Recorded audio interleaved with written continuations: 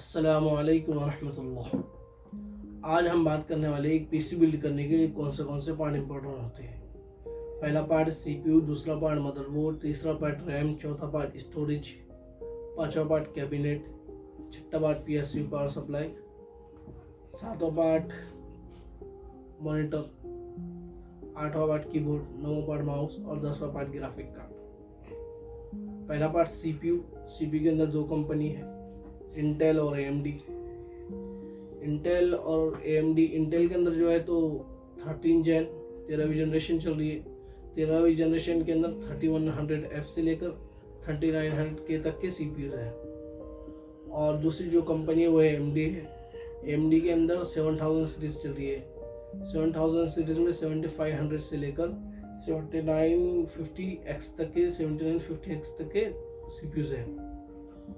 दोनों ही कंपनी अपनी जगह बहुत पावरफुल है और आपकी जो रिक्वायरमेंट है उस हिसाब से वो सीपीयू देते हैं। जैसा अगर आपको लो बजट में चाहिए 3100F इंटेल का और हाई बजट में चाहिए तो 3900 के, इस तरह से सीपीयू होते हैं। दूसरा पार्ट जो है तो हमारा मदरबोर्ड के अंदर दूसरा पार्ट है मदरबोर्ड के अंदर दो कंपनियां हैं। जैसे मदरबोर्ड के अंदर इंटेल की जो सीपीयू है 13 जेन, ये 12 जनरेशन के मदरबोर्ड को भी सपोर्ट करता है। जैसे H610 और B660 और Z690। और जो 13 जेन के मदरबोर्ड है जैसे X710, B760 और Z790, ये जो है तो 13 जेन के मदरबोर्ड हैं। और फिर AMD के अंदर जो 7000 सीरीज है वो B650 और X750 वाले मदरबोर्ड को सपोर्ट करता है। X670 वाले मदरबोर्ड्स को सपोर्ट करता है। इसी तरह से तीसरा पार्ट जो है तो रैम के इंटेल के अंदर रैम जो है तो DDR4 सपोर्ट भी करेगा और DDR5 सपोर्ट भी करेगा। DDR4 रैम में अगर आप अगर कंप्यूटर बिल्ड करना चाहते हैं तो कम से कम 3200 मेगाहर्ट्ज रैम लें और DDR5 में 5200 मेगाहर्ट्ज तक के रैम है। और AMD के अंदर सिर्फ DDR5 रैम सपोर्ट करेगा। यानी अगर आप AMD की तरफ जाते हैं तो वहाँ पर आपका जो है तो मदरबोर्ड से लेकर सभी चीज़ें तक के पैसा जो है तो इंक्रीज होगा, यानी आपका बजट बढ़ता जाएगा। और इसी तरह चौथा पार्ट है स्टोरेज के अंदर तीन चीज़ है। एक अपने पास हार्ड ड्राइव्स है, दूसरा SSD है, तीसरा NVMe है। ज़्यादातर कोशिश करें कि आप NVMe ले सके और NVMe में देखें कि आपके जो NVMe आप ले रहे हैं वो उसका जनरेशन जो है कम से कम 4th जनरेशन हो। या अभी तो लेटेस्ट जो आई है 5th जनरेशन है। लेकिन अगर आपको अभी कोई कंप्यूटर या पीसी बिल्ड करना है तो एक ज़रूर कोशिश करें कि जो आप NVMe या SSD ले 4th जनरेशन वाली हो या 5th जनरेशन वाली हो।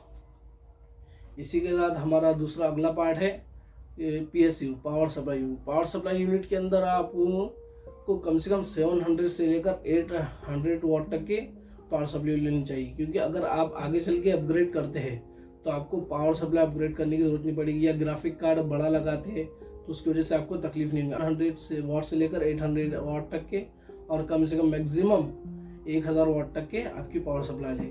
क्योंकि आजकल जो ग्राफिक कार्ड आ रहे हैं 4000 सीरीज की ग्राफिक कार्ड देख लो या तो वो बहुत ज़्यादा पावर कंज्यूमिंग है। इसलिए अगर आप आगे चल के अपग्रेड करते हैं, पीसी के अंदर ग्राफिक कार्ड नया लगाते हैं तो कम से कम आपका जो PSU पावर सप्लाई है वो ज़्यादा यूनिट की होनी चाहिए। और अगर पावर सप्लाई लेना है तो कम से कम जो है तो ब्राउन सर्टिफाइड ले। जो वाइट सर्टिफाइड जो है तो वो कुछ काम का नहीं है, इसलिए कि ब्राउन सर्टिफाइड थोड़ा अच्छा होता है। और उसके ऊपर अगर आप लेना चाहते हैं उसके ऊपर गोल्ड सर्टिफाइड, प्लेटिनम सर्टिफाइड, ऐसे चीज़ें ऐसे पावर सप्लाई बढ़ती जाती है। तो कोशिश ये करें अगर आपको बजट कम भी हो तब भी ये करें कि आप जो पावर सप्लाई ले रहे हो वो 18+ ब्राउन सर्टिफाइड हो। इसके बाद वाला पार्ट है हमारा कैबिनेट के अंदर आप अपग्रेड वाला पार्ट ये है कि आप अगर कैबिनेट अच्छा ले, खूबसूरत दिखने वाला, तो एक बात होगी। लेकिन आजकल अगर जो आप ग्राफिक कार्ड देखते हैं हमारे जो मदरबोर्ड देखते हैं वो तो उनकी साइज जो है तो बढ़ती जा रही है। जैसे ग्राफिक कार्ड अभी 4090 ग्राफिक कार्ड हो गया तो ये बहुत बड़े बड़े ग्राफिक कार्ड है। तो आप अगर आप कैबिनेट के अंदर देखते हैं तो कैबिनेट अच्छा खूबसूरत दिखने वाला तो ले, साथ में ये कोशिश करें कि आप उसके अंदर ज़्यादा से ज़्यादा स्पेस वाला कैबिनेट ले, ज़्यादा बड़ा कैबिनेट ले। यानी कि आगे चल के अगर आप अपग्रेड करते हैं अपने ग्राफिक कार्ड को बोलो या अपने CPU को बोलो या मदरबोर्ड को, तो आपको तकलीफ नहीं होनी चाहिए।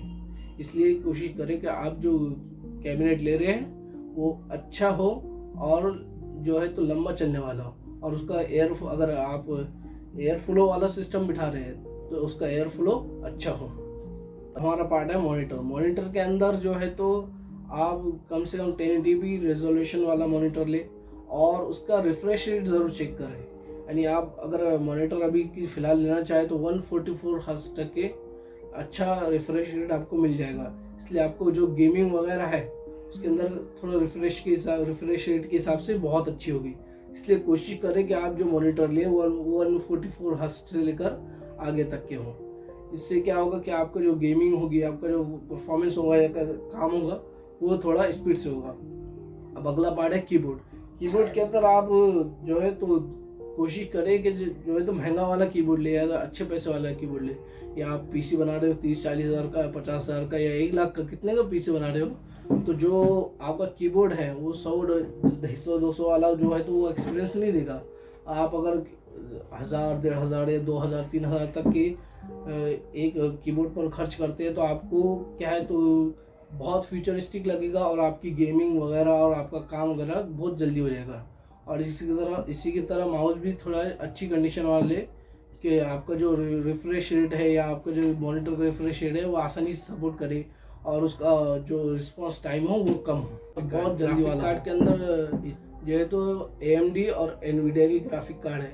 AMD के जो है तो 7000 सीरीज है और 6000 सीरीज है, और NVIDIA के अंदर 3000 सीरीज है और 4000 सीरीज है। इसके अंदर दोनों ही के अंदर बहुत अच्छे ग्राफिक कार्ड है। आपकी जो बजट हो उस हिसाब से ग्राफिक कार्ड ले। अभी जो है तो जो सेकंड हैंड मार्केट के अंदर जो है तो ग्राफिक कार्ड बहुत सस्ते मिल रहे हैं, और आपका अगर बजट कम हो तो आप सेकंड हैंड ग्राफिक कार्ड जो वारंटी के अंदर है वो भी ले सकते हैं। इसी के साथ हमारा वीडियो ख़त्म होता है। अगर वीडियो पसंद आया हो तो वीडियो को लाइक, शेयर और सब्सक्राइब करें। अस्सलाम वालेकुम।